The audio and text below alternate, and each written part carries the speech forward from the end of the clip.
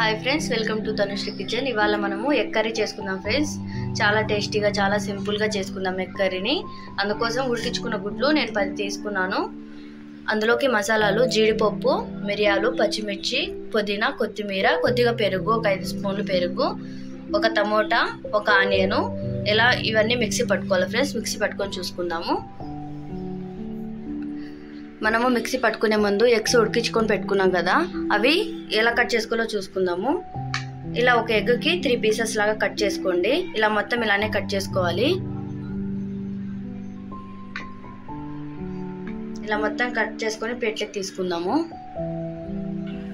ఎగ్స్ని మొత్తం ఇలా పీసెస్ లాగా కట్ చేసి ప్లేట్లో పెట్టుకున్నాను.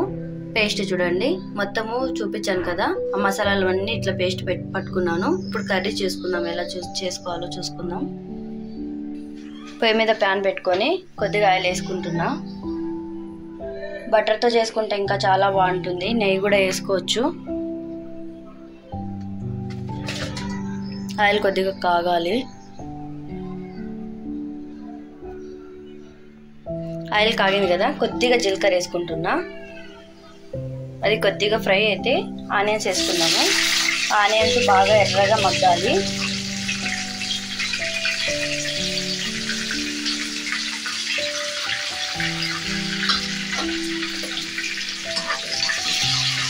బాగా ఎర్రగా మగ్గేదాకా మగ్గనియాలి ఆనియన్స్ బాగా ఎర్రగా మగ్గాయి కదా. ఇప్పుడు టమోటాలు వేసుకుంటున్నా. టమోటా కూడా బాగా మెత్తగయ్యేదాకా మగ్గియాలి. ఇందులోనే కొద్దిగా అల్లం పేస్ట్ వేసుకున్నాము.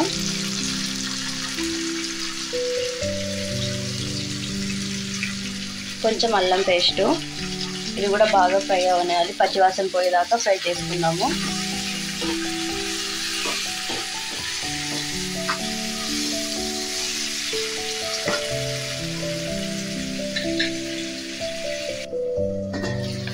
చూడండి, టమోటా బాగా ఆనియన్స్ బాగా మగ్గాయి కదా. ఇప్పుడు ఇందులోకి మనం అన్ని మసాలాలు వేసుకున్నాము. ముందుగా పేస్ట్ చేసి పెట్టుకున్నా ఇది మొత్తం వేసుకుంటున్నా. కొద్దిగా ధనియా పౌడరు,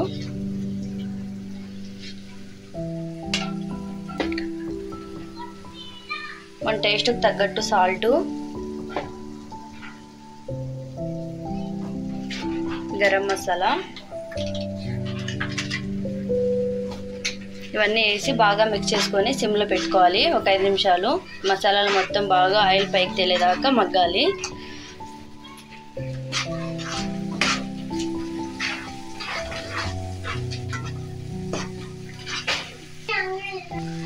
చూడండి ఫ్రెండ్స్, బాగా ఉడుకుతూ ఆయిల్ పైకి వచ్చింది కదా. ఇప్పుడు మనకి కర్రీకి ఎన్ని అవసరం పడితే అన్ని వాటర్ మాత్రం పోసుకోవాలి. ఇలా బాగా మిక్స్ చేసుకొని మూత పెట్టుకొని ఒక 5 నిమిషాలు లో ఫ్లేమ్లోనే ఉడికించుకుందాం దీన్ని.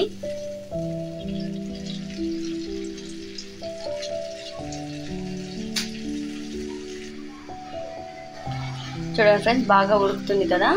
ఇలా ఉడికేటప్పుడు మనం ముందుగా రెడీ చేసి పెట్టుకున్న ఎగ్స్ వేసుకుందాము.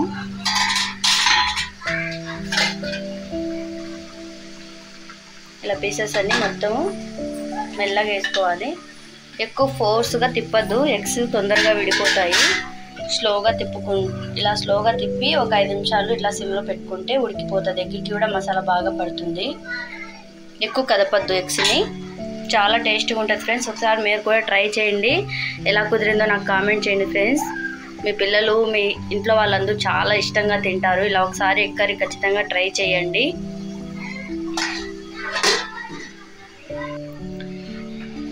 చూడండి ఫ్రెండ్స్, బాగా ఉడికింది కదా.